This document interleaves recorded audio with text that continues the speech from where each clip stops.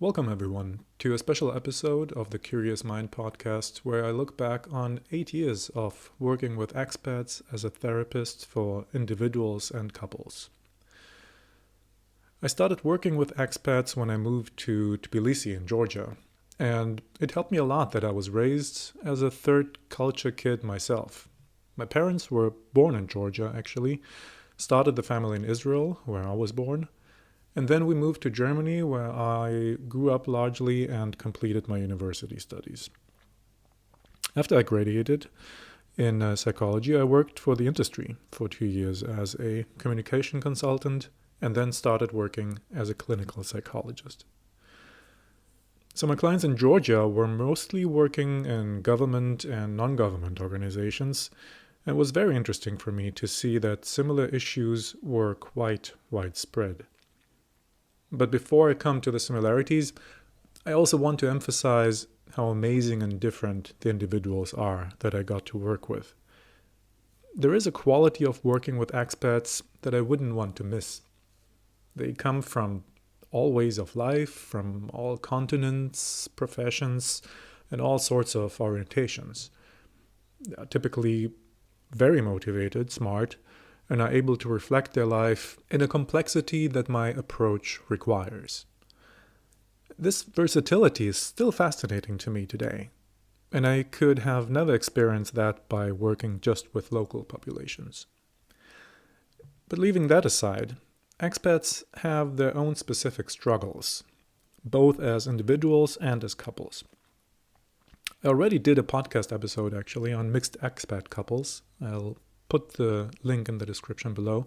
So here I will focus on individuals and general observations.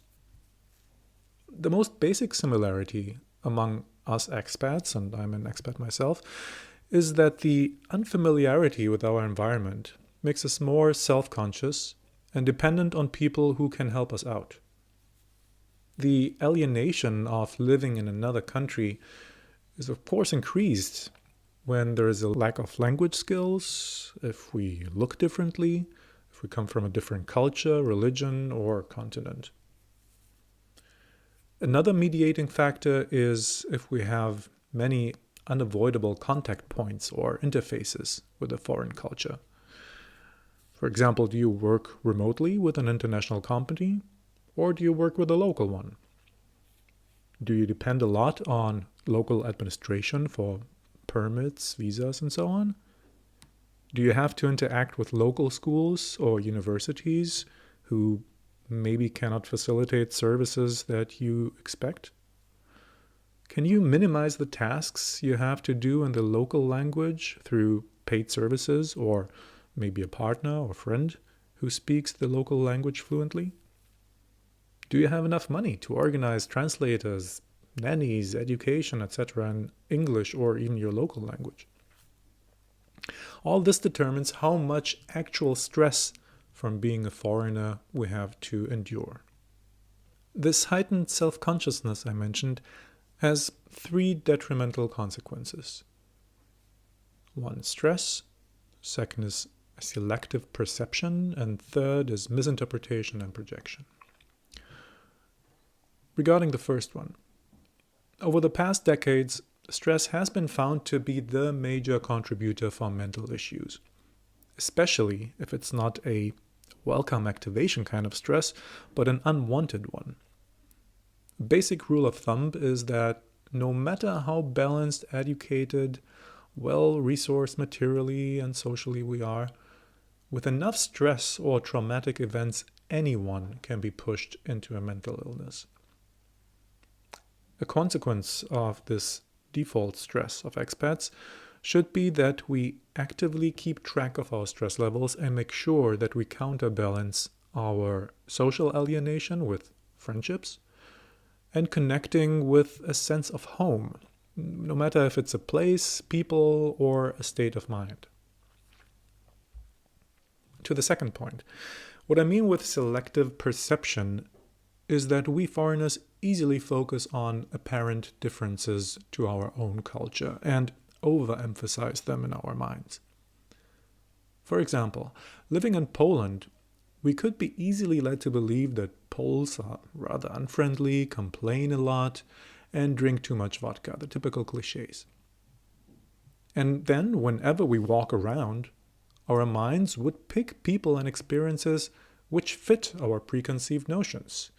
We would notice the drunkard, the homeless person on the street, or a random passerby who doesn't smile, and we tell ourselves and our friends, see, again, a typical example for Poles. In fact, we can get so focused on confirming our biases that we completely ignore the friendly, smiling pedestrians. Plus, we ignore the fact that A, we don't know the cultural clues, and B, that in our own home culture, there are also many rude and unfriendly people we just got used to and we don't recognize anymore. And so this selective perception leads to the third point of misinterpretation and projection, or in other words, distrust and suspiciousness. So for example, I believe that my neighbors are observing me because I'm a foreigner. Now that in itself would not even be that surprising. In many cultures, foreigners are exotic and we like to chit-chat about them. But the suspicion of bad intent is probably not justified. After all, neighbors are often annoying, no matter where we live. Still, like the first 2 points of stress and selective attention, we also need to keep misinterpretation in mind and actively do something against these points so that they don't make us grouchy and miserable in our expat life.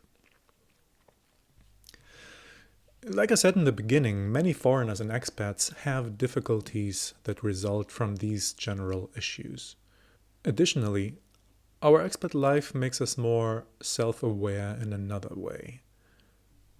It makes us ask the question, what do I want to do with my life?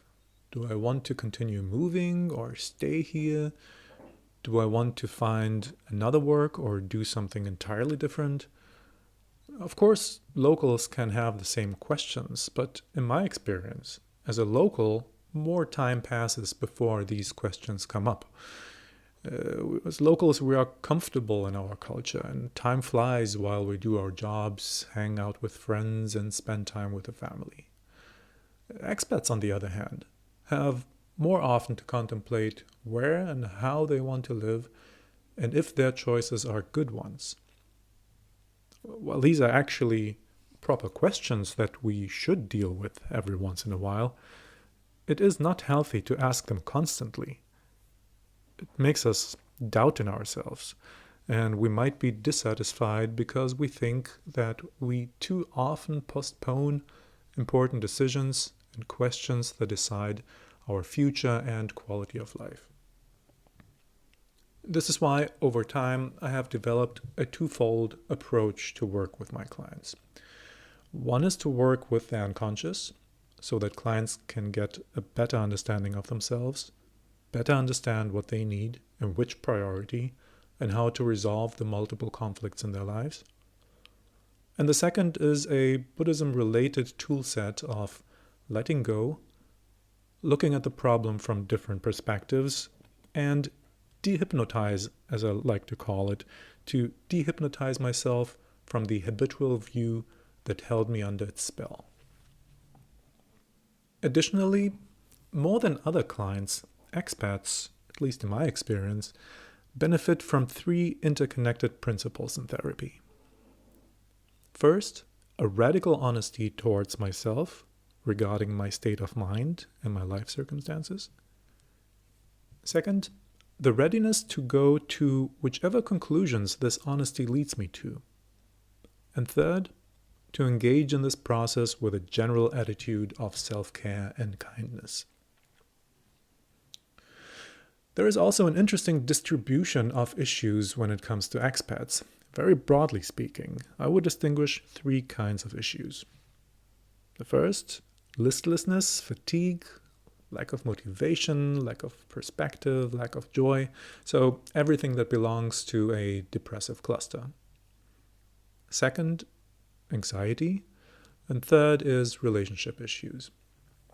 Among those three, a clear majority suffers from depressive symptoms, often in the form of life questions like, I don't know what I want to do anymore, or I don't know which direction to take my life, or I see myself going through the motion, but I don't enjoy it anymore.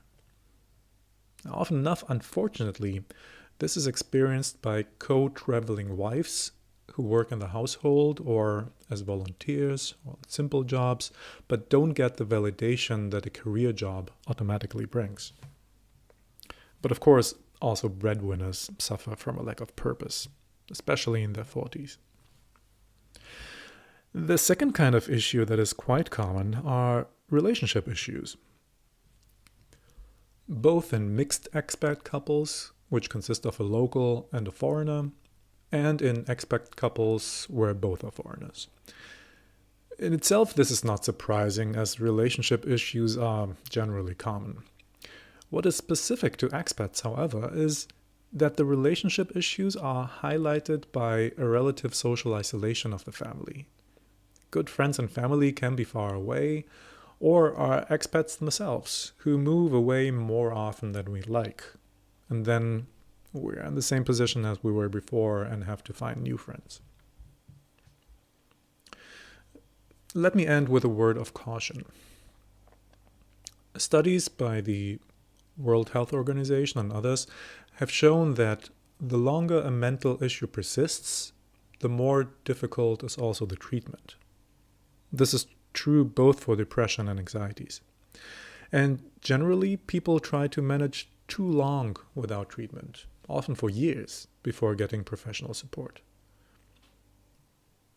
As it is even with much simpler aspects of life, like a house or a computer, a regular maintenance and prevention makes much more sense than to wait before things completely fall apart. So, if you know someone who struggles with their mental health, advise them not to wait for a long time before seeking help. Especially in the beginning, this can be through a therapeutic book or a self-help book or self-help groups. But if the issues are more persistent or serious, then it's time to seek out a therapist. Even more, this is true for relationships.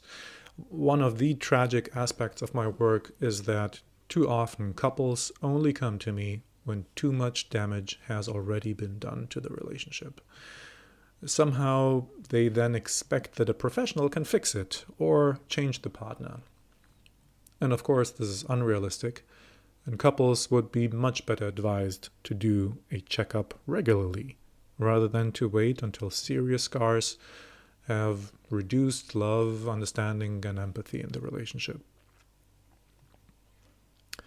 Still, I can end on a positive note. As I mentioned at the beginning, expats are often well-educated, motivated, and self-reflective. So where locals under similar circumstances, with similar issues like depression or anxiety, would struggle for a longer time, I found that my approach of solution-focused short-term therapy is well taken advantage of by expat individuals. And so I continue and like to continue to support them.